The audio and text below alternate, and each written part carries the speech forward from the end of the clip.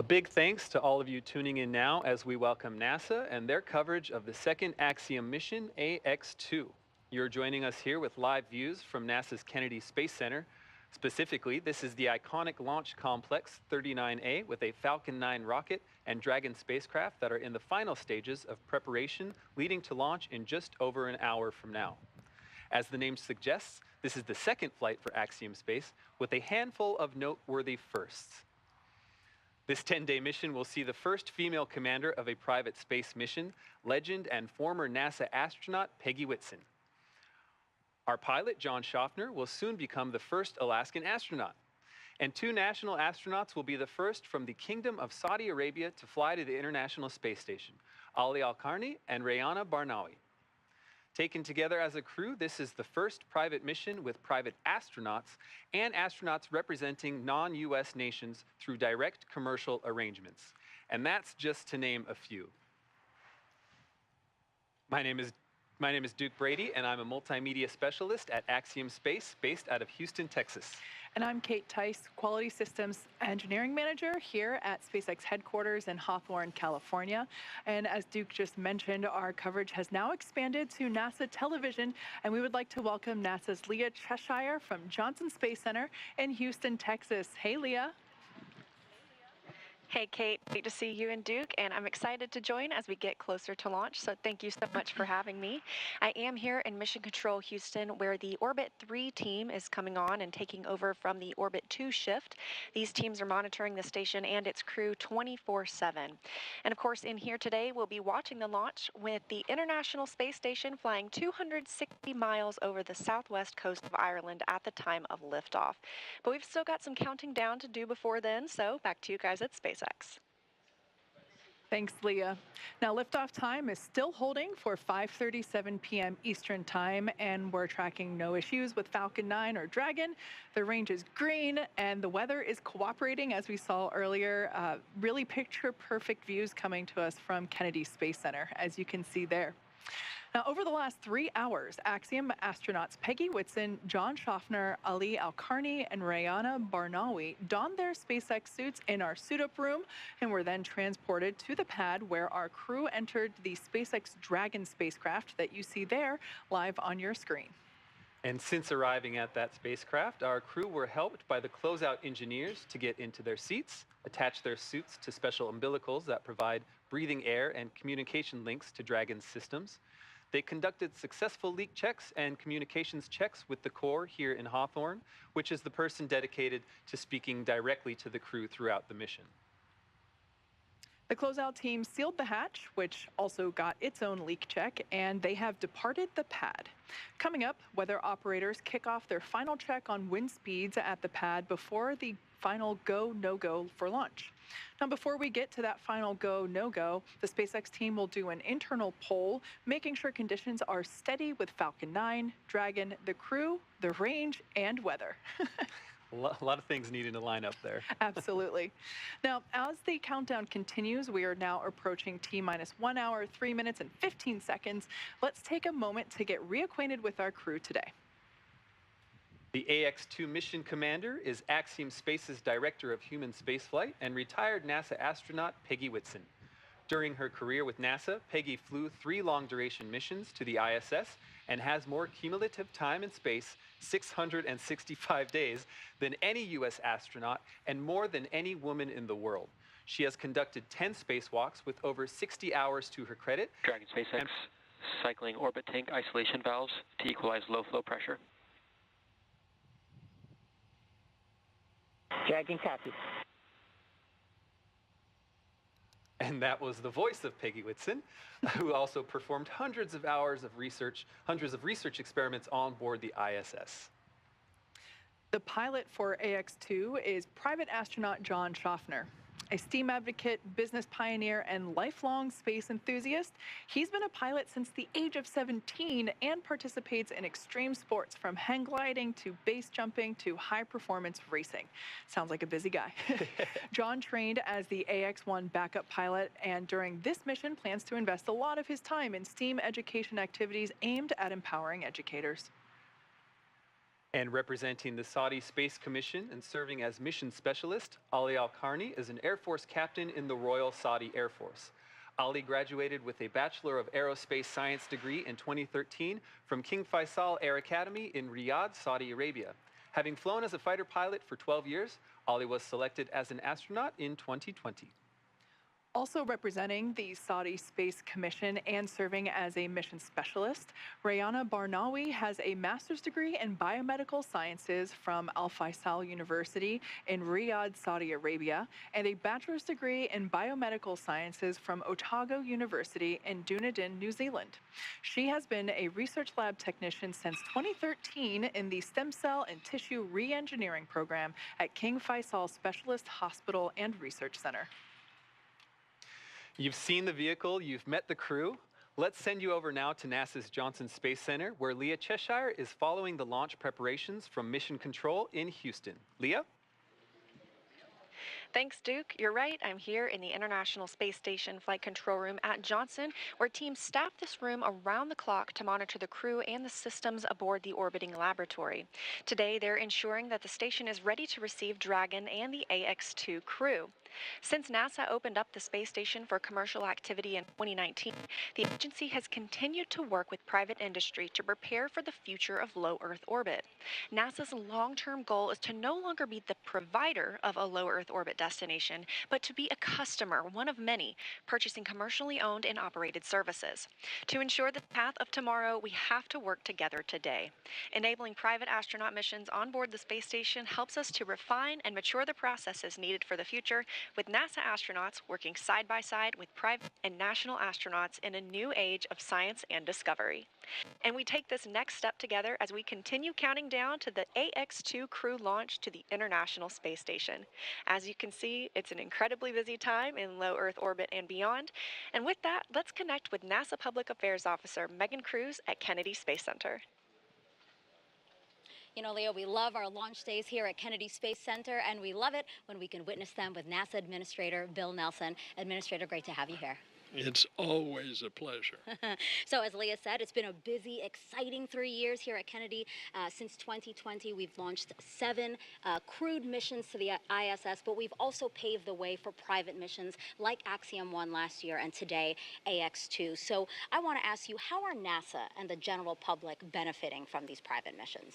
Well, we go in a public-private partnership, and we go with a fixed-price contract. And because it's a public-private partnership, the private partner is putting skin in the game, or in other words, investing, so that at the end of the day, the cost to the federal government is less. And that's the way we're going back to the moon and then on to Mars. And we do it also differently, is we're going on an international mission. And so, as we have announced, the first crew to go back to the moon in a half century, it has a Canadian astronaut that's part of the crew.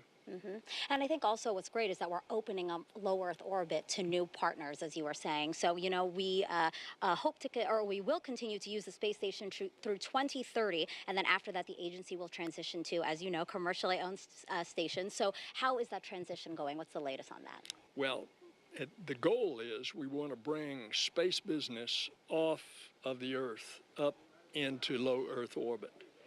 And to do that, we, NASA, want to concentrate our efforts going on further into the cosmos.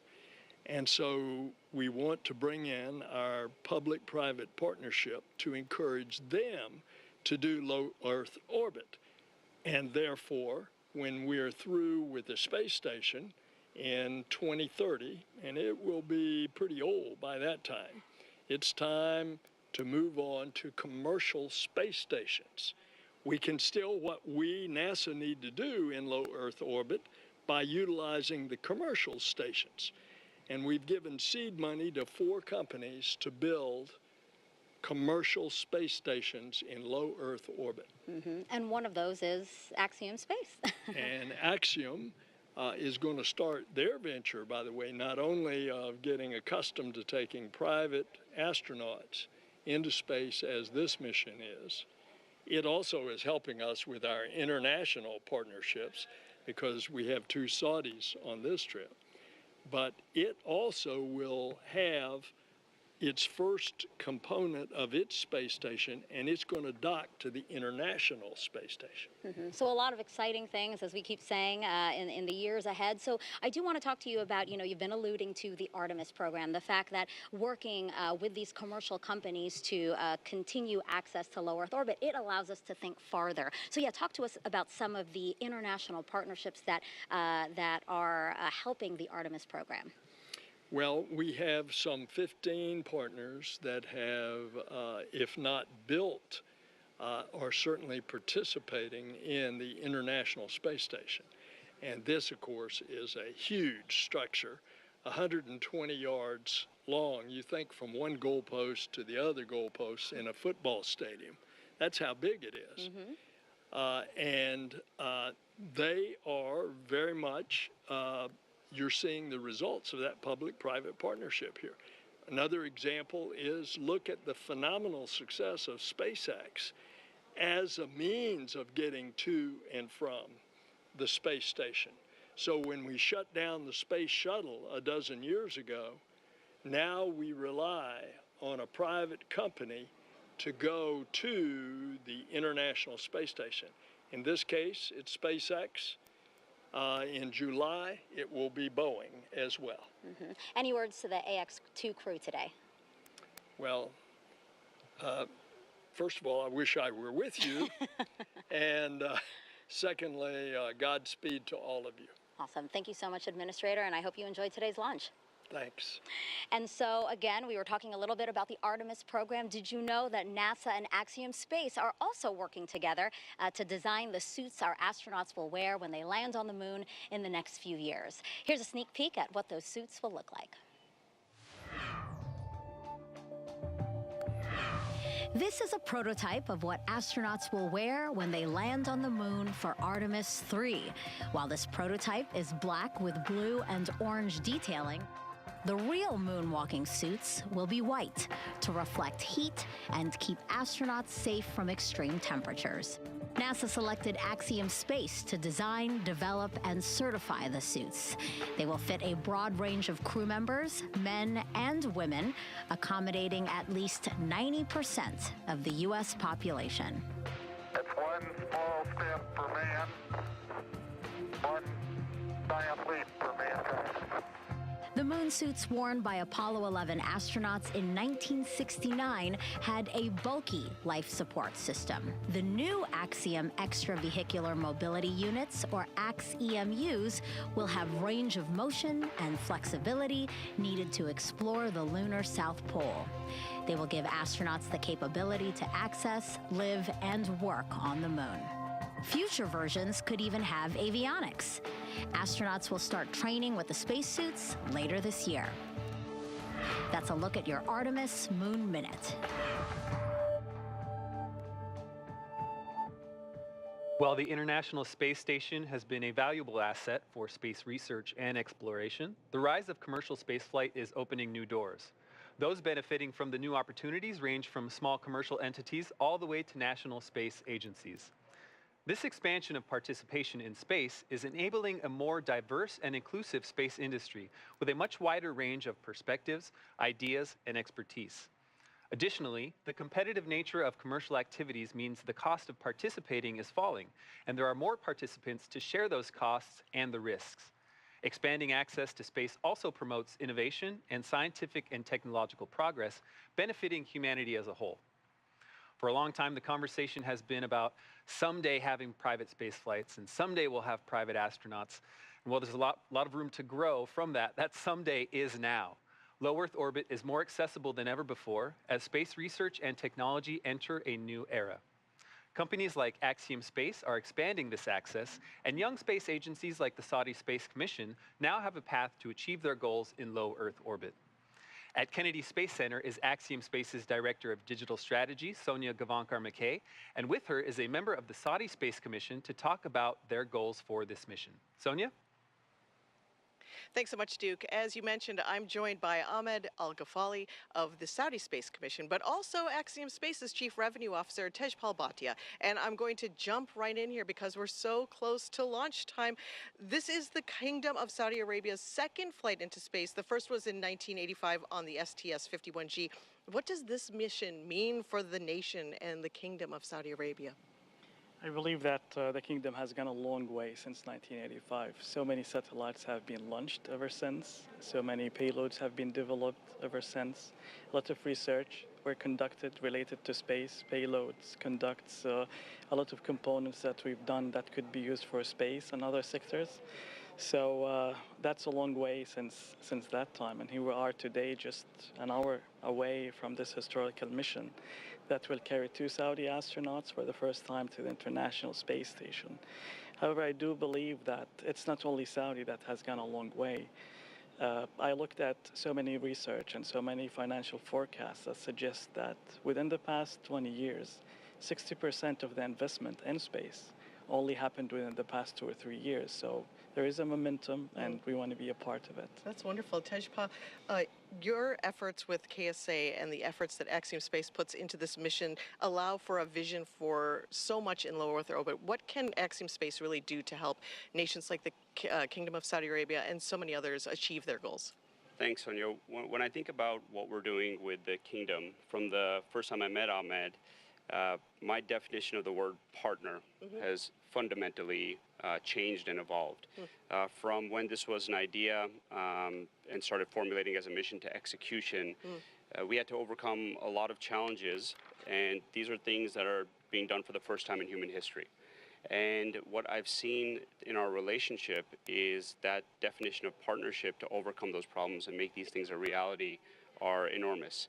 And what is happening in this situation is, while we are enabling the Kingdom to get to the International Space Station, the Kingdom is enabling us to see our vision of providing access to all nations in the world and increasing the cadence of astronauts from every nation to go up into low Earth orbit. That's wonderful. This astronaut program is new for the Kingdom. How has this process evolved through this year? Are you seeing that it's exponentially growing like the infrastructure is? Of course. I mean, when we started this program about a year ago with this collaboration with Axiom, the first thing that we started is for the process of the selection, which is one of the main and major milestones to achieve any successful program like that. So we built our program for a selection based on the best practices that we developed together, based on the benchmarks from NASA, for instance. However, that's only a part of it. Then comes to, if you want to build a program, you want to make sure that all the enablers are in place, especially when it comes to the infrastructure, and also for the right people with the right competencies to be able to run such a complex program.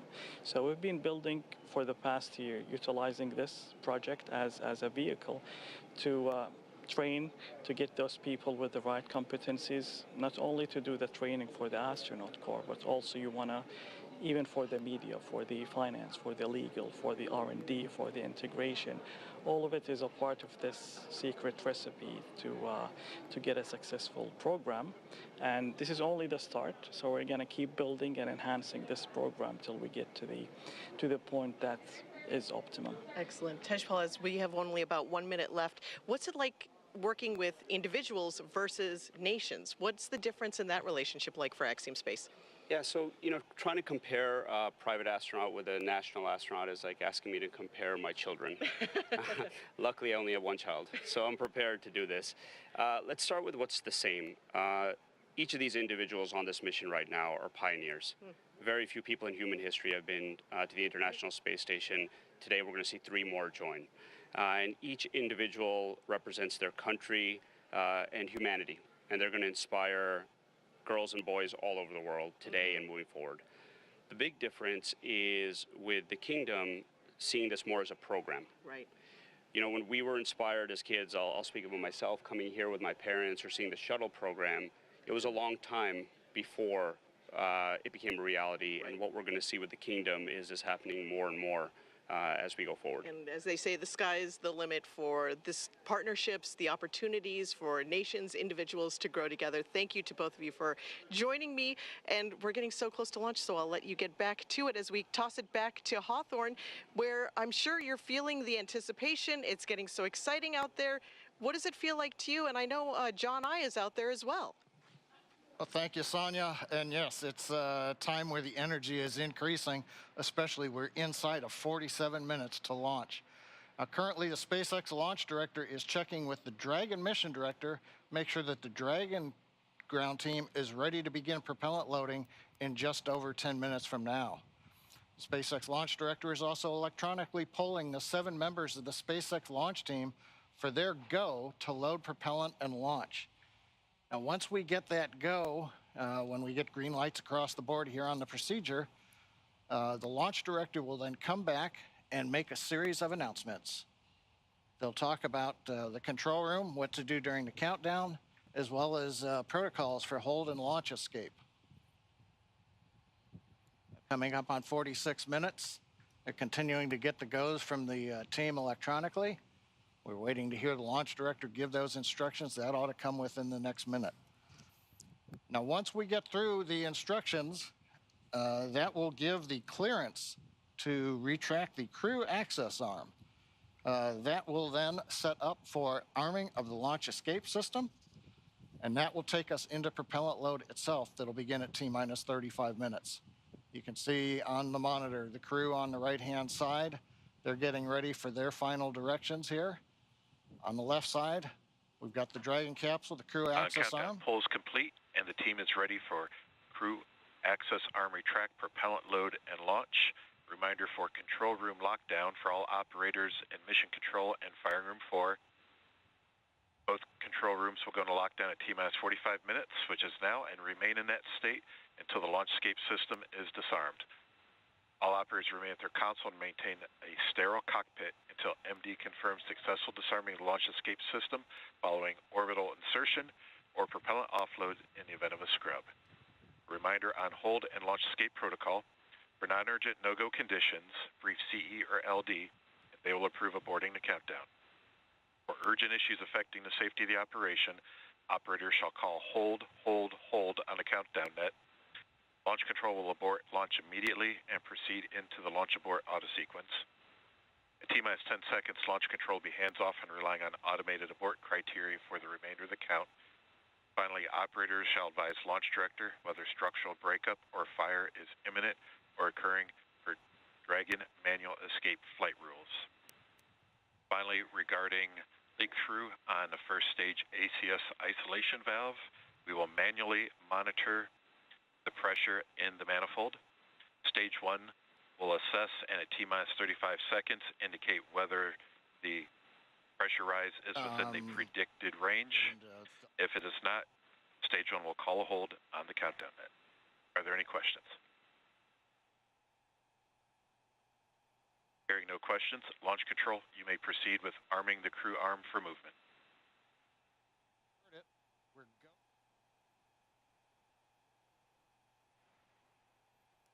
We're go to proceed with propellant load. Crew access arm retraction has and started. The crew access arm, Kate, it's going to begin retracting. We're getting into that next dynamic phase where a lot of events start happening over the next 10 minutes.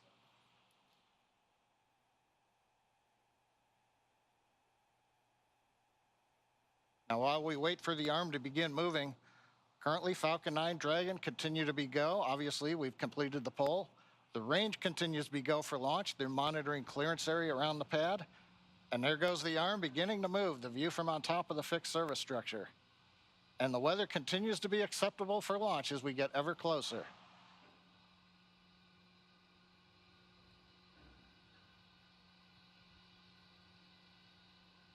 Nice view from the camera inside the white room as the arm moves away from Dragon.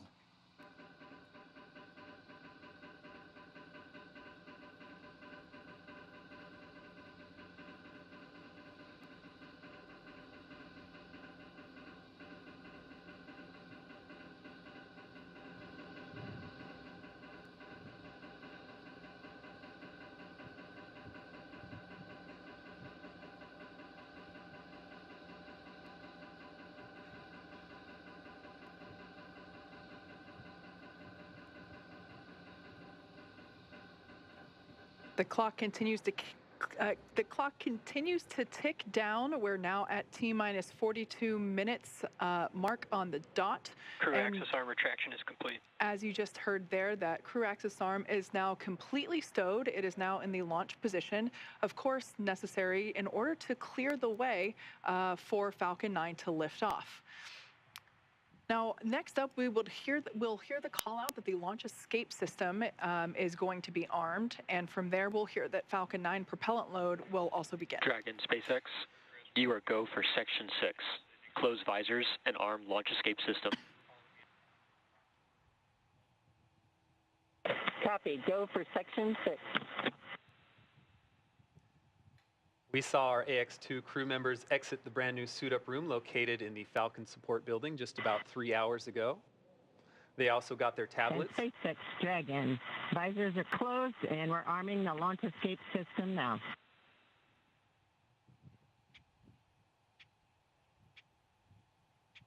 Those tablets provide them with all the information they'll need for the mission. You see them attached to their left legs. Shortly after that point, the crew took one last ride in the Teslas to launch pad 39A, ascended the fixed service structure, signed the white wall, and ingressed into Dragon. After getting buckled in, the spacecraft hatch was closed, and the closeout technicians cleared the pad, leaving just the crew members inside the Dragon vehicle. All right, so as we heard the call out, we are arming the launch escape system, which is a system that basically gives the crew options, a pathway to safety through all phases to orbit. We take every system is verified armed.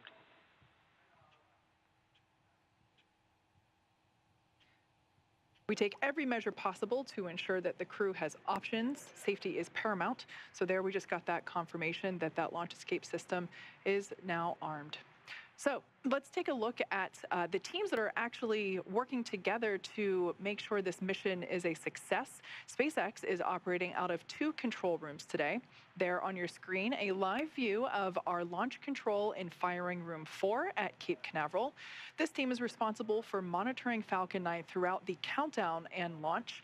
Second, we have mission control here at SpaceX headquarters in Hawthorne, California. This team in mission control is responsible for close monitoring of the crew and Dragon every step of the way as the spacecraft orbits the planet along its customized flight path. On console or headset, there are a number of key positions who are monitoring the health of the vehicle and crew. The mission director, that person is responsible for mission success, and they are in charge of the room. Today's mission director is Ken Gamerick. Other positions are focused on things like software, propulsion, navigation, avionics, life support systems, and communications with ground segments, as we've heard those kind of called out throughout the day so far. You'll also hear a specific person dedicated to communicating with the AX2 crew. They are the Crew Operations Responsible Engineer, or CORE, C-O-R-E. Today's SpaceX CORE is Arthur Berrialt. We've heard him a number of times through the launch countdown. The SpaceX team members will also rotate and hand off coverage to ensure that we have people on console 24/7 for the crew and Dragon for the entire duration of the mission, including all the way through splashdown. And for Axiom Space, the teams in Houston are utilizing Axiom Mission Control Center, an officially certified control center. From this secure facility, teams have live access to voice, video, and data from the ISS and can work alongside their NASA counterparts to run on-orbit operations and monitor every aspect of the mission in real time. This room is led by what we call the Axle, or the Axiom Operations Lead. And around the room are positions for officers responsible for research, communications, medical, integration and stowage, and timeline operations. This is a significant step in our journey to expand access to low Earth orbit, as it is only the 12th ground segment partner for the ISS program. And through this facility, we are enabling our customers and the global community a front row seat to the work being done on station. We are now T-minus 37 minutes and 31 seconds from the second all-private astronaut mission to the International Space Station, and the first for any representatives from the Kingdom of Saudi Arabia. Falcon 9 propellant loading began at T-minus 35 minutes. RP-1 fuel loading is underway on both S1 and S2.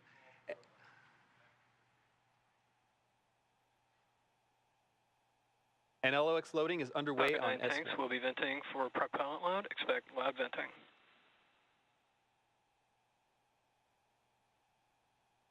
With propellant load, let's go check in with John I. John Innsbrucker here from the webcast desk in Hawthorne, California at SpaceX headquarters. Inside 37 minutes, counting down, we have completed the go-no-go poll for propellant load and for launch. We've just heard a call out. They are now venting down the tanks. That's one of the steps in propellant load. The next major activity will occur at T-minus 35 minutes when propellant loading will physically begin onto the vehicle. Now we'll start with RP1 kerosene fuel loading onto both the first and second stages, and we'll be loading liquid oxygen onto the first stage of Falcon 9. Now in order to fly, just like Falcon 9, Dragon needs its fuel and oxidizer. The Dragon capsule you can see here on the screen, it uses a monomethylhydrazine called MMH. That's the fuel that's on board the Dragon. And nitrogen tetroxide, or NTO, is the oxidizer. Together, these propellants feed the Draco engines that maneuver Dragon on orbit, as well as the 8 Super Draco engines that would power the launch escape system in the case of an abort scenario. Now again, coming up in about 40 seconds, we will begin fueling on the Falcon 9. That means right now that those 8 Super Draco engines inside Crew Dragon are ready, if needed, to launch the capsule away from the Falcon 9 rocket in an instant, should there be any kind of an emergency associated with the rocket or the pad. But currently, 35 minutes, 18 seconds and counting, everything continues to look good on Falcon 9 and Dragon. Thank you, John. On the AX-1 flight and during our launch broadcast for that mission, there was a special emphasis on the TRISH research effort, or the Translational Research Institute for Space Health.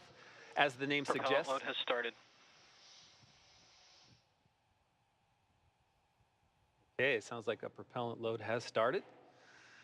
As for TRISH, as the name suggests, this is a broad effort aimed at ensuring we understand and are preparing for human health beyond our home planet. This is an effort that NASA astronauts and private astronauts can both participate in. Naturally, life just a few hundred miles above Earth poses some unique challenges that we're still unlocking the secrets to even after 60+ years of humans in space. Here is a bit more on the progress made during AX-1 and what's ahead for our participation in this critical research effort. Thank you for joining us, Dr. Fogarty and Dr. Urqueta from TRISH, the Translational Research Institute for Space Health. Let's start with an easy question. What exactly is TRISH? Yes, TRISH. TRISH is a consortium between Baylor College of Medicine, MIT, and Caltech. We are funded by NASA to relentlessly and innovatively solve the risks for human space exploration and use a variety of tools to get there, including commercial spaceflight. What are the goals of the research being conducted for AX2 through TRISH? That is a great question. The research that we're conducting on AX2 has been highly prioritized to solve the most important risks for human spaceflight as we are planning to go back to the moon and going to other planets. So all of these projects have been custom made and designed to be easy to collect, to take the least crew time, and to take the least mass, power, and volume. And an example is this kit that I have here. We provide one of these to each of the crew members, and it includes most of the hardware that they need to collect physiologic data, sensory motor, that is your balance, how it changes in space, some surveys, and also how the physiology changes in space. So all of these have been, again, customized for commercial spaceflight. Talk to me about the framework for this research. How is this set up to enable new data for new flyers? Yes, so the EXPAND program at TRISH has 2 main elements to its framework to accomplish the goals that were just set out by Dr. Urqueta. So we have essential measures, which have been harmonized with NASA's standard measures to make sure that we're collecting the same type of data on every crew member. So we can compare across people, across different missions to really maximize the value. And then we have exploratory studies as the second part of the framework. And this is where the known unknowns, the questions we have about spaceflight or the risks, have hypotheses generated, and we get to test them. How does the research apply to those of us on Earth? I mean, some of us are maybe never going to be leaving this planet. Why do we care about this kind of work? Dr. Fogarty, Dr. Urqueta? Yeah, this is where things get really exciting. So due to the constraints of spaceflight and the complexity, we have to be really focused on creating integrated and holistic solutions. We can't have individual solutions for every problem. Those constraints create a really ideal environment to bring things back to Earth, to put healthcare in people's hands. We believe that these are going to increase healthcare equity, the access to healthcare and the quality of healthcare, which then results in improved health outcomes. How does this mission, AX2, add to the range of data? That is a great question. In the last 61 plus years of human spaceflight, roughly only 650 people have flown into space. And if we look at the diversity of these, mostly are white males. And what we're seeing with commercial spaceflight is a more diverse population. We're seeing people from all ages, younger and older, as compared to your government astronauts. We're also seeing people from multiple demographics, backgrounds, training, education, and also people with medical conditions. So as we keep growing this database of civilians flying into space, we will have all of the tools that we need to make most humans being able to fly into space, stay for there longer, and enjoy the experience. Thanks so much for joining us. I look forward to watching the launch with you and seeing the astronauts return and looking at their data. Thank you. Thank you. We are now just under 30 minutes from the launch of AX2 mission. It has taken an enormous effort from an incredibly dedicated and hardworking team to get to this moment. Knowing that not everyone can be here to witness it, and even fewer get to share a message with the crew, we asked teams to record some words for this moment. As the countdown to launch continues, here are a few messages from those across the Axiom family. Peggy, you are an inspiration to so many people around the world. To me, it's been so impactful to see a woman like yourself make such great strides in exploration and achieve so many different types of firsts. My family and I will be watching you launch and cheering you on all the way to the ISS. Hi Peggy, Kelly and Delta here. We just wanted to let you know that we're cheering you on. We're so excited to watch you launch. You're an inspiration to women and girls around the world, and you've been a personal inspiration to me in my own journey to space. We're so excited to watch you launch, and we'll be cheering you on here on Earth. Go Peggy, go AX2!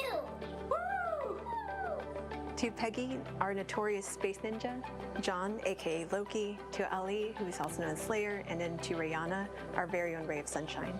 Wishing you an amazing launch today, as well as a smooth journey to the ISS. Ad Astra AX2 crew. Thank you, Peggy, John, Ali, and Rihanna, for inspiring the next generation of astronauts. From our crew experience team to our AX2 crew, we are so proud of everything you've accomplished, and we're excited for your successful journey home. Send us a postcard. Just wanted to say that we're super excited for all the groundbreaking researches you guys are going to do. We're rooting for you, and good luck. The marketing team has been proud to support AX2 mission. Godspeed, AX2. This is the Portable Life Support System team. We are very excited about the AX2 mission coming up and wish you all the best. We're very excited for you guys. Y'all are such an inspiration, and we're rooting for you all the way through. We wish you a safe and successful mission. We want to congratulate the AX2 crew. Thank you so much for all of the inspiration, and we wish you the best on your journey. AX2 crew, we're proud of you and good luck! Hey AX2, all of us in avionics wish you safe travels and lots of fun.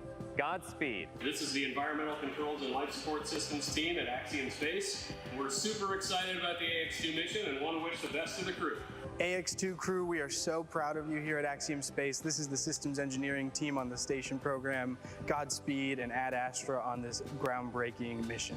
From human resources to you, go AX2! We're sending all of our support to you guys from here in Axiom headquarters, and we just wanted to say congratulations on the AX2 mission. Hey, this is Ryan Lee from the Pressure Garment team, wishing you on the AX2 flight all the best. Godspeed, guys. Go team! Go team, go team, go team, go!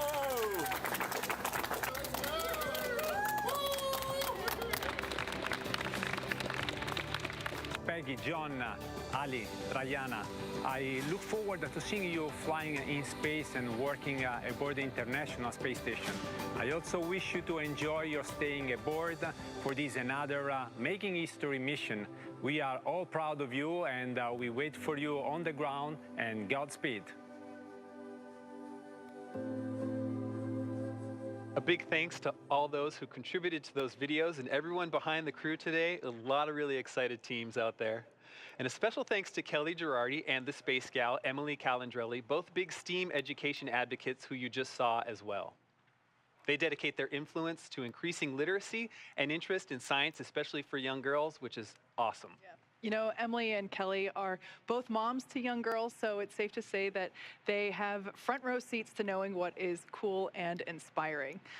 Now, speaking of front row seats, it's been feeling like we have one of our very own looking at Pad 39A with these camera views that we've been getting all morning and afternoon. Now, let's take a moment to get acquainted with the vehicles that you see there on your screen. The Falcon 9 rocket with a Dragon spacecraft on top together stand at about 215 feet, which is almost 30 feet taller than the Leaning Tower of Pisa in Italy. Falcon 9 is a reusable two-stage rocket, which means it's kind of like two rockets in one, the first stage and the second stage. The first stage is the bottom two-thirds of the vehicle. Today's booster is flying for the first time. You can think of it as the large bottom white portion and the middle black portion. So that's what we mean when we say the booster. The first stage is responsible for accelerating Falcon and Dragon through the Earth's atmosphere and into space. In order to do that, it has 9 Merlin engines at the bottom of the stage. Prior to liftoff, the Falcon 9 first stage is... Stage 2 cryohelium load has started. Actually, and currently underway, is being loaded up with nearly 1 million pounds of fuel and liquid oxygen. The Merlin engines on the first stage are optimized for sea level. They achieve 190,000 pounds of thrust during ascent and descent. The first stage accelerates the vehicle through the Earth's atmosphere into space and then separates from the rest of the rocket about 2.5 minutes into flight. From there, the first stage will head over to LZ-1. It will do what no other rocket, or excuse me, what no other orbital class rocket in the world can do. It'll go right there, make its way back to Earth. Today marks the first time we are landing Falcon 9 on land for a crew mission. Previous crew missions landed on a drone ship stationed in the Atlantic Ocean. So pretty exciting first for us today. Landing back on land has a lot of benefits. For example, it eliminates the need for our recovery team to be stationed out at sea for days, and it improves our turnaround time to get Falcon 9 ready to fly again. Now, above the first stage is the second stage. The second stage has a single Merlin vacuum, or MVAC engine, and that ignites after the first stage separates. The second stage is essentially a smaller version of the first stage, whereas the first stage is designed to power the vehicle out of the Earth's atmosphere and through the forces of gravity. The second stage is specifically designed to operate in the vacuum of space. The second stage powers the Dragon spacecraft to its targeted drop-off orbit. The Dragon spacecraft itself is capable of carrying up to 7 passengers to and from Earth orbit and beyond. But as we've been seeing with those views inside the capsule, today we're carrying 4 people. We have the 4 members of the Axiom 2 crew. It's the first private spacecraft to take humans to the space station and the only spacecraft currently flying that is capable of returning significant amounts of cargo to Earth. Like the Falcon 9 rocket, the Dragon spacecraft is also reusable. This will be the second flight for this particular Dragon spacecraft. This is Dragon Freedom that the AX-2 are flying in today. It previously supported NASA's Crew 4 mission in April 2022. Now, we are awaiting our T0 coming up in just over 23 minutes from now. The ground operations teams are doing a series of system checks to make sure both Dragon and Falcon 9 are ready for launch. Let's take a look at what the ascent portion of the mission will look like. Now, once we hit T0, we're going to watch Falcon 9 and Dragon lift off from historic Pad 39A and make their ascent. Now, about 43 seconds into flight, Falcon 9's engines will throttle down to help pass through the period of maximum dynamic pressure on the rocket, what we typically refer to as max Q. It's worth noting, once we hit max Q, we'll be going supersonic, faster than the speed of sound. Dynamic pressure, we can throttle up our Merlin engines once again. From there, at about 2.5 minutes into flight, we have a series of 3 events that happen in rapid succession. First is MECO, or main engine cutoff. This is where all 9 Merlin engines will shut off in preparation for stage separation. where, as the name suggests, that's where the first stage detaches from the second stage, with the first stage making its way back to Earth for landing as the second stage continues on its journey with the third event. That event is SES-1, the second stage engine start number 1. That's where the Merlin vacuum engine lights up and propels the second stage, along with our AX2 crew and Dragon, into orbit. As Stage 2 heads towards its targeted drop-off orbit, Stage 1 will execute 3 burns in order to make its way back to Earth. The first is the boost back burn, where 3 of the Merlin 1D engines will reignite and then shut down. This helps to head the booster back to Cape Canaveral. The second burn, or the entry burn, helps to slow the stage down in preparation for entry back through the Earth's atmosphere. At about 90 seconds after Dragon gets into orbit, Falcon 9 will then land back on Earth. The landing burn will bring the vehicle speed down rapidly in order to land back on land near the launch site today, around 8 minutes into mission. I should say that actually happens about a minute prior to that second engine cutoff. Yep, you're right, Kate. So as the first stage is back on Earth, the second stage will cut off its single Merlin engine that was ignited right after stage separation. Once this happens, we wait for that all-important confirmation of a good orbital insertion. Then Dragon will begin its preparations and separate from the second stage. About 3 minutes after the second stage gets into orbit, we ought to get that great view from the forward camera showing Dragon with its 4-person crew drifting away from the second stage. And once Dragon is a short distance away, it will begin checking out those Draco maneuvering thrusters to make sure that Dragon continues to increase the separation distance from the second stage. The nose cone deploy sequence will initiate just before T plus 12 minutes and finish around T plus 15 minutes, which will expose Dragon's docking mechanism in advance Stage of 2 arrival. RP1 load is complete. All right, that call out there telling us that RP1 loading is now complete on Stage 1. Now, in advance, or excuse me, on, I think we heard actually Stage 2 there. Now, that docking mechanism exposure will be in advance of arrival to the International Space Station. Now, with that, let's head over to Leah at Johnson Space Center in Houston for another update on how things are going there with station preparation. Hey, Leah. Hey, Kate. The space station team here in Houston is focused on the critical systems on the station, and everything continues to function as expected ahead of launch. So the teams have verified the command path from the ground up through our constellation of communication satellites to the station. Everything is nominal, we love that word, and the station will be ready to receive Dragon tomorrow should they launch tonight. Mission Control Houston is go for launch. Once the crew arrives at station, the Expedition 69 crew will be there to welcome the AX2 crew on board.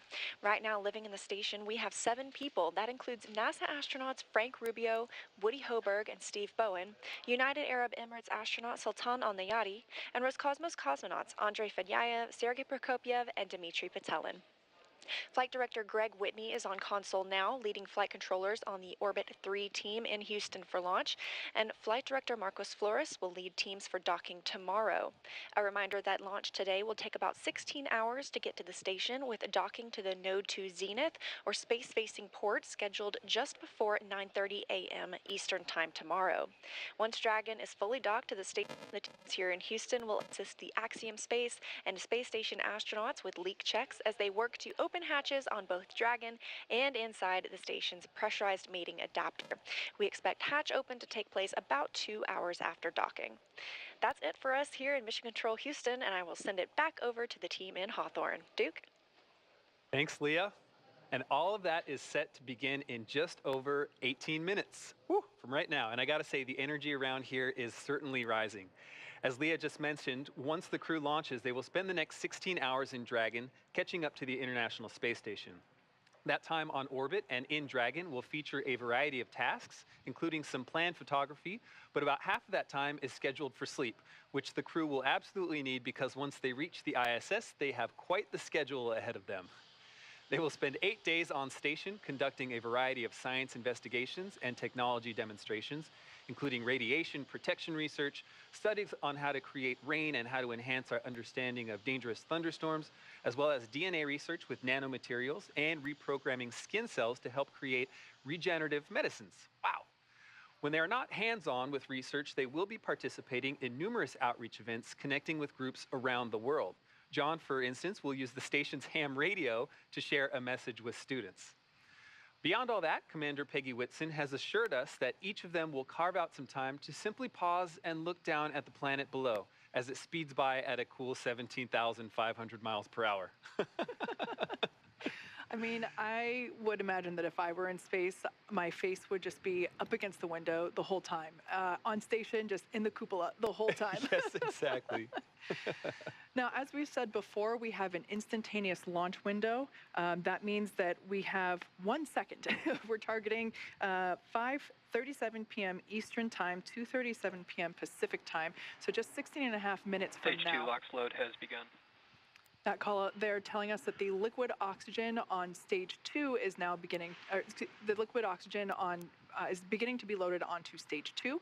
That will wrap up around T minus 2 minutes. Now, I was talking about the instantaneous launch window because we are essentially chasing the space station. We're trying to catch up to it.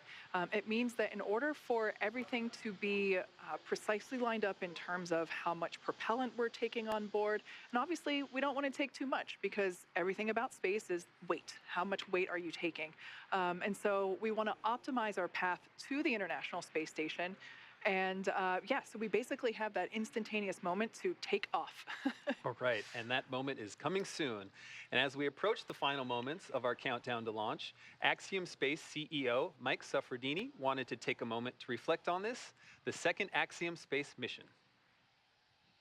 This mission today is very meaningful for Axiom Space. It's a watershed moment because it's our opportunity to really start bringing the rest of the world to the International Space Station. We're honored that the Kingdom of Saudi Arabia is flying with us here today. The 2 crew members flying are fantastic. They've done a great job in training. Of course, John Schaffner's been with us for a while. He's a backup on AX-1. We're excited for him to fly. Of course, the commander's Peggy Whitson, and while she's the first woman commander for a commercial mission, that's a big deal to us. I really don't think it's a huge deal to Peggy. She's flown so many times. This is, like riding a bike. But we're very excited for this crew, and we're looking forward to their mission. So, we don't do this by ourselves. Axiom is a wonderful company with fantastic employees. They've done quite a bit of work to get to this point. The commander is one of our very own as well. But our thanks go out to the entire team that support us. Axiom done a fantastic job in preparing for the mission and the medical and all the work that's gone into getting the crews ready to go fly. SpaceX, with its fantastic, reliable Dragon spacecraft and Falcon launch vehicle, have prepped the crew and the vehicle, and it's out on the launch pad ready to go. And of course, NASA, we can't do any of this without NASA, who has worked with us along the way, allowed us to have this opportunity, and will work with us on orbit. And of course, the investors. The reason why we get to do what we're doing as a company and build this space station and do these missions is because the investors that are with us along the way. So it's the entire team that has supported us and worked with us throughout this last several months as we prepared for this mission, and we're thankful to them all. All right, guys, you're going to have a great time on orbit. We're looking forward to seeing you there on orbit. From all of us here at Axiom, we wish you good luck and Godspeed. Just under 13.5 minutes, and everything continues to look good for launch of Falcon 9 and Dragon. Now, currently, Peggy, Falcon 9 began we are still tracking no issues on Dragon for today's launch. We have continued weather evaluations, and for your awareness, we are monitoring an anvil cloud that is moving towards LC-39A. It's currently 5 miles away, and it just needs to remain outside of 3 miles for launch to continue. The weather officer is going to continue monitoring this cloud and will continue to provide updates to the launch teams. How copy? Dragon copies, no issues on the vehicle, watching the cloud. I'm thinking very dry spot. Good readback, and just a reminder that for the Falcon 9 valve, the Falcon team is going to be performing that manual evaluation of the manifold pressure until T-minus 35 seconds. And if we do not pass those checks, the Falcon team will call a hold. If the evaluation passes, there will be no call made, and we will continue with the countdown. So again, at T-minus 35 seconds following the manual evaluation, if we do not pass those checks, the Falcon team will call a hold. But if there is no call, we have passed the checks, and we will continue with countdown. Dragon copies. Manual evaluation. We'll call a hold if it's not passing the checks. Expect no call if it looks good. Good read back. I like that comment. Thinking dry thoughts. Now we're talking about propellant loading. RP1 fuel is completely loaded on the second stage. Fuel loading is continuing on the first stage. We're just about full. It'll finish up at the T-minus 6-minute mark. Densified liquid oxygen loading is continuing on the first stage and the second stage. Both stages well underway. First stage is nearing a completion, but it won't wrap up until T-minus 3 minutes. The second stage just began a few minutes ago. That'll wrap up at T-minus 2 minutes. As we get closer to launch, we will do various checkouts. One is the thrust vector controllers. These are what move the engine nozzles around on the first and second stage engine. And when we move those nozzles, we call it TVC wiggles. Those will be done inside 10 minutes. We'll also be doing checkouts of throttle valves on the engine. Now the range currently is go. Air and sea space are clear. The weather, you heard the briefing from the Corps up to the crew. We're watching one anvil cloud. It's within 5 miles, but it's got to just stay more than 3 miles away, and we will be go to fly. And meanwhile, the Dragon team also had reported they're working no issues. Everything is complete through the countdown. The comp checkouts are finished. The access arm is retracted. The launch escape system is armed. The crew is strapped in and ready to go. We're coming up on final instructions of the crew. We'll hear that at T-minus 10 minutes. They'll configure their displays for launch. They'll get the last messages, and then we'll go into the terminal countdown sequence. Let's listen into the countdown net.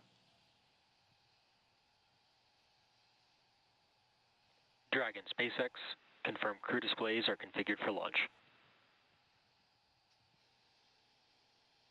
And SpaceX Dragon, we can confirm crew displays are configured for launch. SpaceX copies. And on behalf of the entire SpaceX team, we are honored to have you aboard Dragon Capsule Freedom today on its next trip to the International Space Station and the second Axiom crew mission. We wish you a great mission, good luck, Godspeed, and enjoy the ride. Let freedom fly. Hear the crew calling back to the ground, let freedom fly. We see them applauding.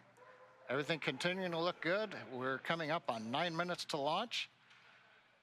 Next major event is going to be engine chill at T-minus 7 minutes.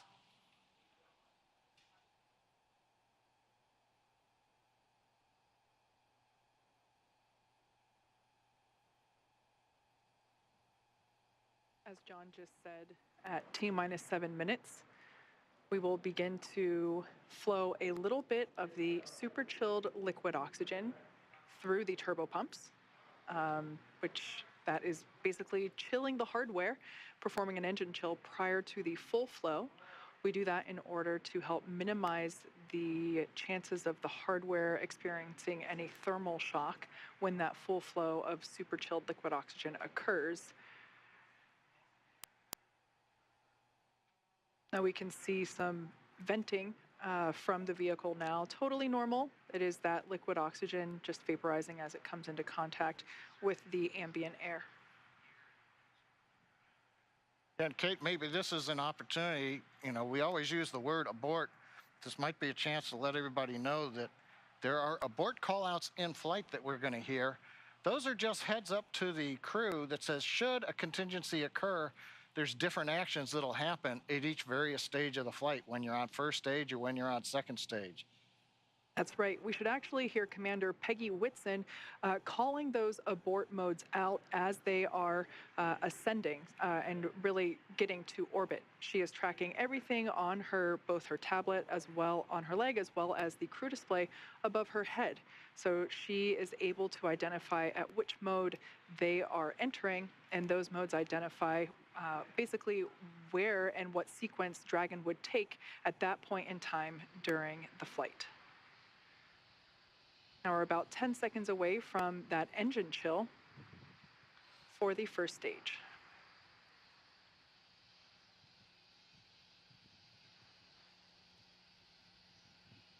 Engine chill has started. All right, right on time. We've opened the valves that are letting liquid oxygen and kerosene fuel down to the Merlin 1D engines on the first stage.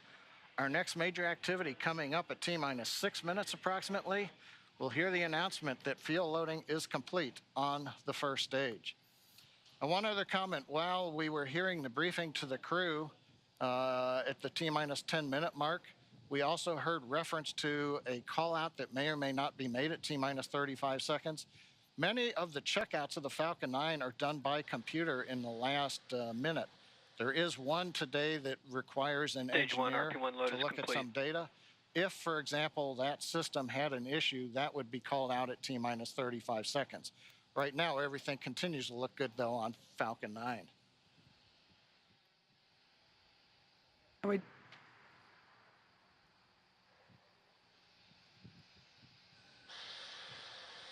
We also heard in the briefing that they are tracking an anvil cloud that at the time of the briefing was about 5 miles away from the pad. They are tracking it. It just needs to stay outside of 3 miles, so everything still continues to look okay on that front. The next call out that we'll hear in about 30 seconds is that Dragon has transitioned to the terminal count configuration. That's basically an indication that the Dragon spacecraft has taken over the spacecraft's countdown and will at that point be on internal power.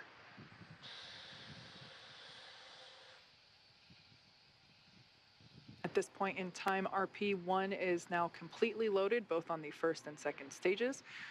LOX load continues on both stages. It'll wrap up at T-minus 3 minutes for first stage and T-minus 2 minutes for second stage. Dragon tanks are pressurizing for Trongwreck retract.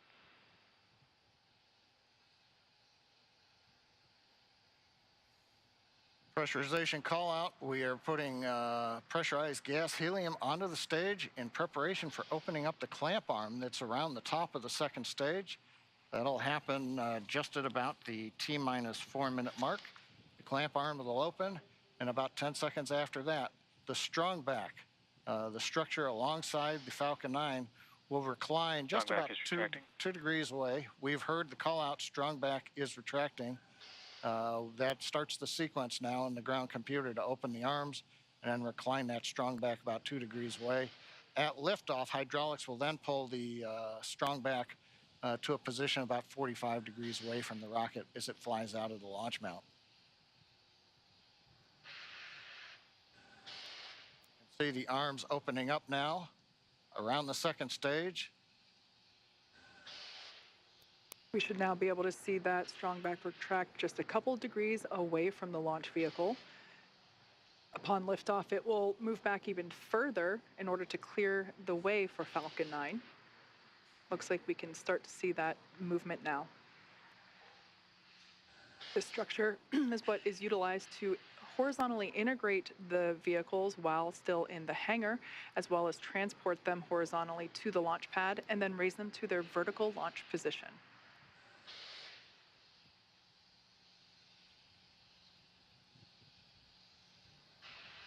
And we've got the strong back is now, you see a little bounce there as it stops. Stage 1 LOX load is complete.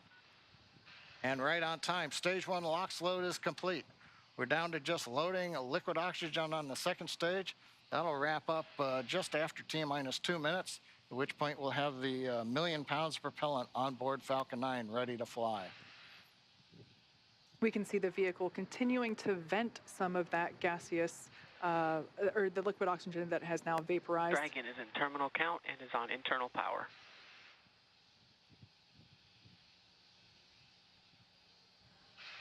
We have a live view there of the SpaceX team here at headquarters in mission control on the left-hand side, as well as the Axiom team from their own mission control as well on the right.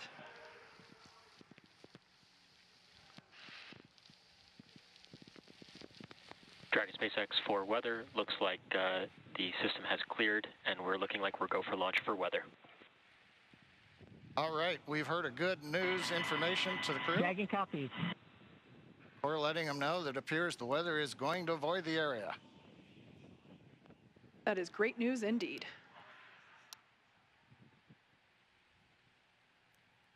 Just waiting now for the call out. Liquid oxygen load complete on the second stage. Stage 2, LOX load is complete. Dragon is in auto idle. Ground gas closeouts, expect loud venting.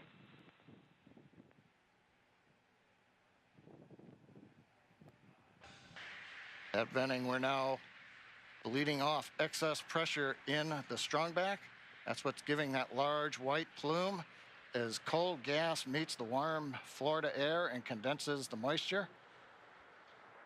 We're coming up on 1 minute where the flight computers will take over the sequence. Let's listen in to the launch of Falcon 9 with Dragon and the Axiom 2 crew.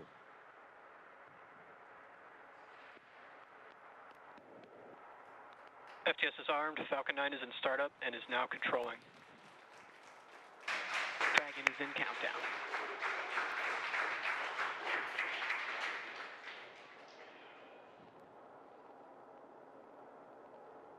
Dragon, SpaceX, go for launch. Dragon, copy. Go for launch. T-minus 30 seconds.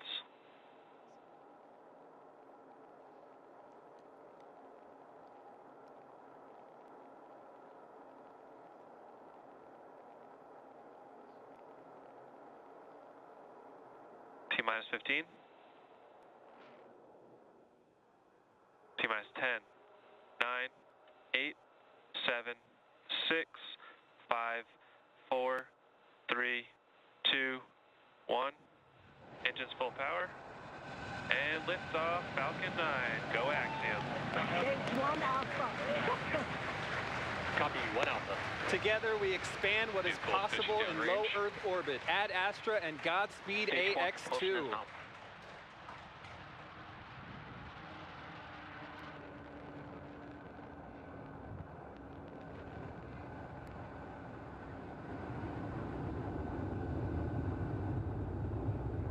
Plus 30 seconds into this historic. T plus 36 seconds into flight. A great view of Falcon 9 heading to space. Power telemetry is nominal. Stage 1 throttle down. Power telemetry nominal. We're into the throttle bucket as the first stage is throttle down power on the Merlin engines in preparation for max Q.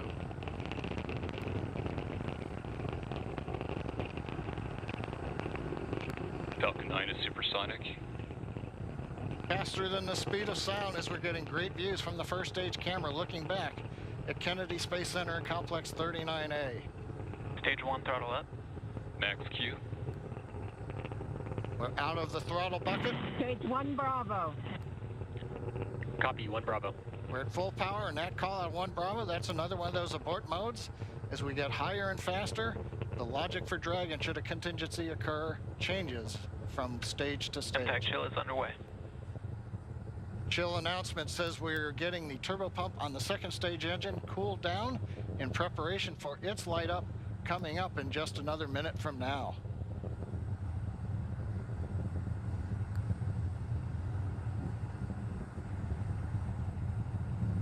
Again, great views looking back, and you can see the contrail as we left 39A and the shadow of the contrail against the cloud deck around Florida. And we're coming up 3 big sequences and a view live of the crew inside Dragon. They're getting ready. We're going to get 3 events here. Main engine cutoff, stage separation, and then we're going to light the second stage engine. We've heard the throttle down in preparation for stage separation.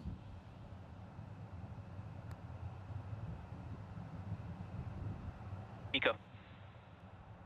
2 Alpha. Stage separation confirmed. Copy, 2 Alpha. And back ignition. Stage 1, boost back startup. All right, stage separation. We've lit the second stage engine. The first stage is into the boost back burn, working its way back towards Cape Canaveral.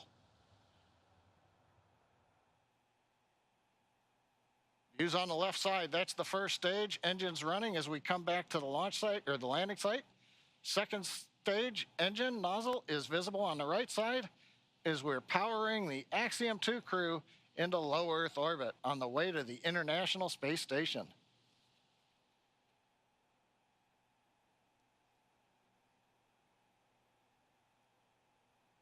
Waiting for call out that the boost back burn is complete. Stage 1, boost back shutdown. Right on time. First stage completed the first of 3 burns heading back to the landing site. Second stage continuing on power and on trajectory. Acquisition signal, Bermuda. We head northeast, the Bermuda ground station. Dragon, SpaceX, trajectory nominal. Bermuda is listening into the vehicle now. Nominal trajectory. And the crew hears the call out of a nominal trajectory. So 4 minutes into flight, everything continuing to go well. First stage heading back, and there's the crew on the second stage getting the ride into orbit to the space station.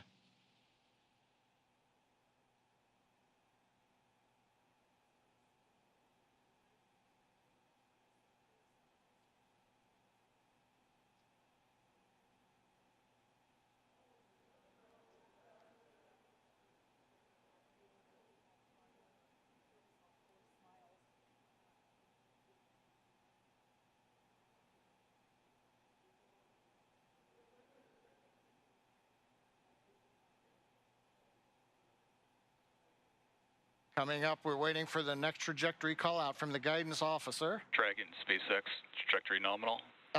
Love to hear those words. A nominal trajectory for Dragon. Copy. Nominal trajectory. And maybe even a little bit of excitement in the crew's voice. Commander Peggy Whitson calling back down, hearing that call out from GNC of a nominal trajectory. Left side of the screen, you can see the first stage. It's now beginning to orient itself so that the engines are pointed down towards the land as we will be descending towards landing zone 1 in Cape Canaveral. The 4 titanium grid fins have all deployed. They'll help guide They'll guide the first stage through once we get into the atmosphere following the entry burn, which will be coming up here in another couple of minutes. On the right-hand side, the second stage with the Dragon capsule on top, heading up the eastern seaboard of the U.S. We've just heard the call out of Boston. That's the New Hampshire tracking station, has picked up the signal. Dragon, SpaceX, trajectory nominal. GNC continuing to make those call outs that we want to hear. Everything continuing to look good. And the crew echoing them right back down. Good comms with the crew. We've been able to bring some live video shots from inside the capsule as they're headed to space. And there's another view of the crew. Stage 1, entry burn, startup. And there we heard that the startup burn for that stage 1 booster, you can see it there on the left-hand side of your screen, has now begun. Stage 1, entry burn, shutdown. And conclusion of that entry burn, that burn helps to slow the vehicle down as it re-enters the Earth's atmosphere. The first stage sees high drag, which scrubs roughly 70% of the velocity by the time that landing. SpaceX, trajectory nominal. Love to hear that call out. Everything nominal trajectory. Beautiful view of planet Earth coming to us from the second stage views on the right-hand side. Left-hand side, our first view of the Space Coast once again. This booster is attempting a landing at LZ1. Stage 1, transonic. That booster is now traveling near the speed of sound. Live view coming to you from one of our tracking cameras. We can see the grid fins actuating to help steer the booster down. Stage 1 landing burn. Stage 2 FTS has saved. Standing by to... Stage 1 landing leg deploy.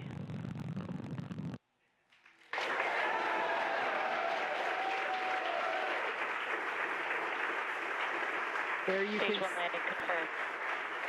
You can see that first stage has landed back at LZ1. This is the first time that we have performed a land landing on a crew mission. Coming up next will be second engine cutoff, or SECO, and that's where after that engine cuts off, the second stage will coast for a few minutes until Dragon is commanded to separate. Stage 2 is in terminal guidance. We're expecting SECO to occur in about 20 seconds.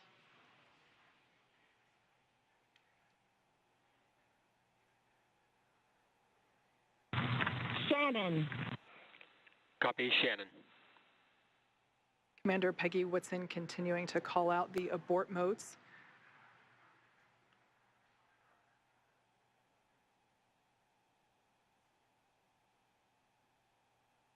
SECO.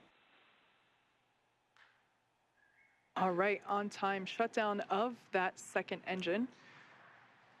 Also confirming that the launch escape system is now disarmed. Dragon SpaceX, nominal orbit insertion. All right, and there's that call out. We can confirm good orbital insertion. Copy, nominal insertion. Dragon SpaceX, launch escape system disarmed. We can see the crew playing with their Dragon harnesses. copy. Now that they are in zero-G, which I think we just got a view of our zero-G Stuffy.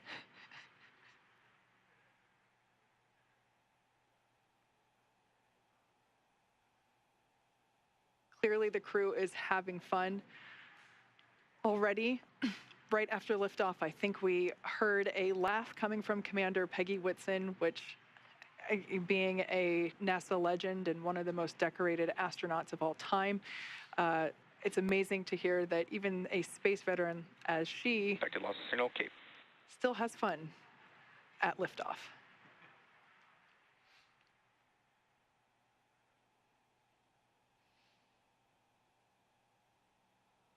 The next event that we have coming up at just around T+12 minutes is Dragon separation. That's where the Dragon spacecraft and trunk, so collectively referred to as the Dragon spacecraft, will separate from the second stage. Acquisition signal, Newfoundland. After that separation, we will begin to deploy the nose cone, which exposes the forward bulkhead thrusters as well as the forward hatch. That forward hatch is what the capsule utilizes to autonomously dock to the International Space Station.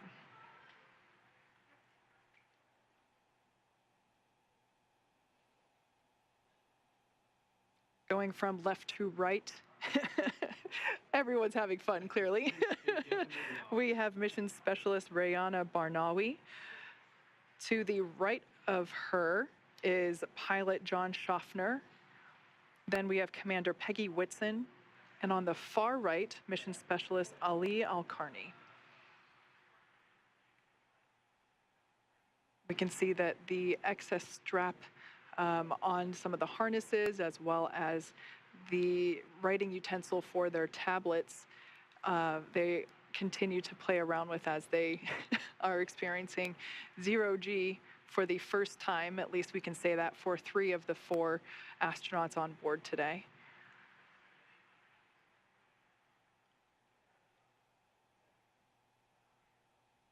Now we are standing by for Dragon separation, which is expected to occur in the next few seconds.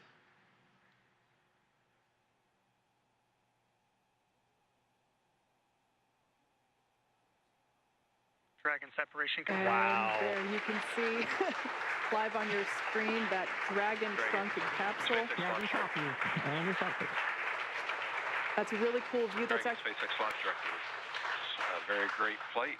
Wish you safe travels. And a few words from our chief engineer as well. Thanks for putting your trust in the Falcon 9 team. Hope you enjoyed the ride to space. Have a great trip on Dragon. Welcome home to Zero G, Peggy. That was SpaceX Chief Engineer Bill Gersten. Happy to be here. It was a phenomenal ride.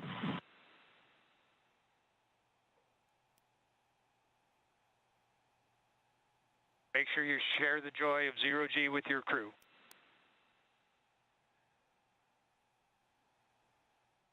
We will do that.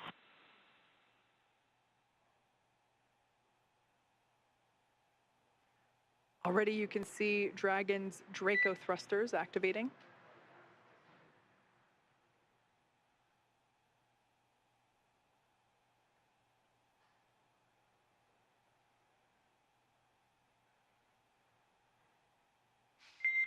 Dragon SpaceX, nominal dehumidifier activation and service section Draco checkouts.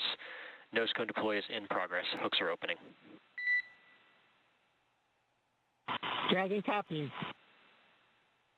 All right, great news there to let us know that the hooks, there are two sets of hooks. Signal, Bermuda. Two sets of hooks that are now disengaging. And once that is complete, we are able to deploy, open the nose cone.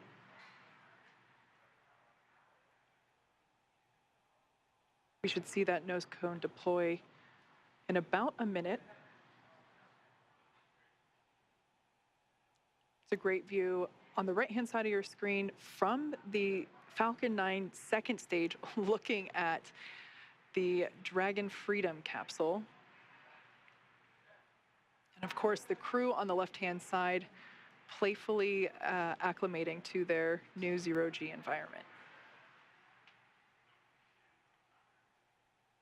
You can see the zero-G indicator in the background.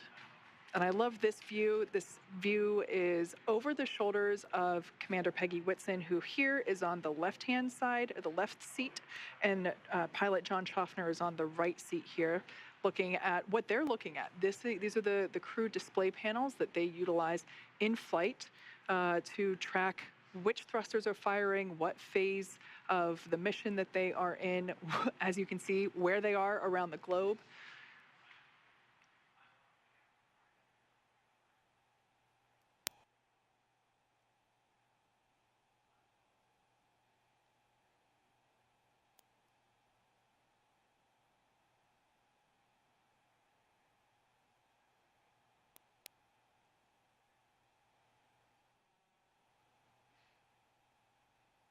All right, as we can see, crew getting acclimated. The nose cone hooks are in the process of being disengaged, so they are starting to open. And once that is complete, we are able to open the nose cone and expose the forward hatch. So incredible. Well, today's launch is certainly one more for the history books, and yet the story is just getting underway. Leah, with the crew officially on their way to the International Space Station, how are things tracking there in mission control at Johnson Space Center? Hey, Duke. Well, the chase has officially begun with Dragon heading toward the International Space Station. So with successful launch of Axiom Mission 2 at 7 p.m. Eastern, the teams here at NASA's Johnson Space Center are going to be monitoring Dragon's flight to the International Space Station over the next 16 hours. Our role in this journey really kicks in at a period called Integrated Operations. This is where Dragon is much closer to the station. And at this point, NASA, SpaceX, and Axiom space teams are all in lockstep to get the crew safely docked. The teams here are preparing for a docking of AX-2 to the station at about 9:30 a.m. Eastern Time tomorrow. We're going to begin joint coverage of that phase at 7:30 a.m. Eastern Time. But for now, that'll be it for us in Mission Control Houston tonight, and I'll be back with you tomorrow for docking. Back to you, Kate and Duke. Leah. Now, over the next 16 hours, Dragon will execute a series of burns to gradually raise and line up the AX-2 crew for docking with the International Space Station in what we refer to as activation and rendezvous phase of the mission. Now, in just a few minutes, the crew will get to change out of their spacesuits and get a little bit more comfortable for flight, and will enjoy their first meal aboard the spacecraft. I'm sure that'll be a lot of fun, the first time for 3 of them eating in microgravity. And then at 2 p.m. Pacific, they will get ready for a rest period that will last about 10 hours, 8 hours for actual sleeping, and a couple hours for pre- and post-sleep activities. And then before they arrive at the station, we'll have 2 potential opportunities to chat briefly with the crew on orbit.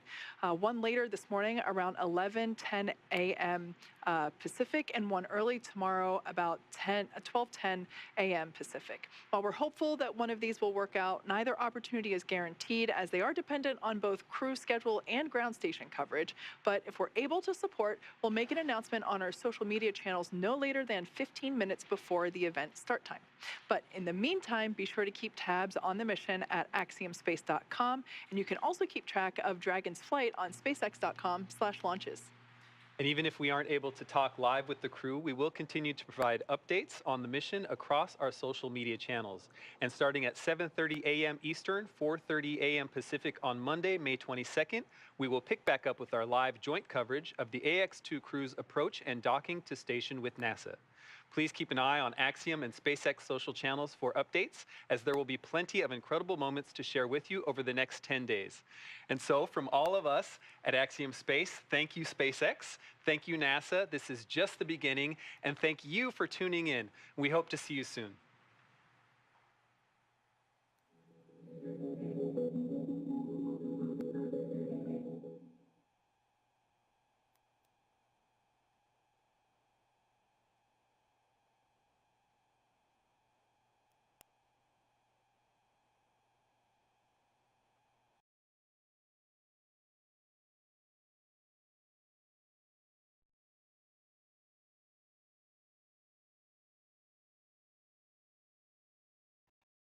In the range.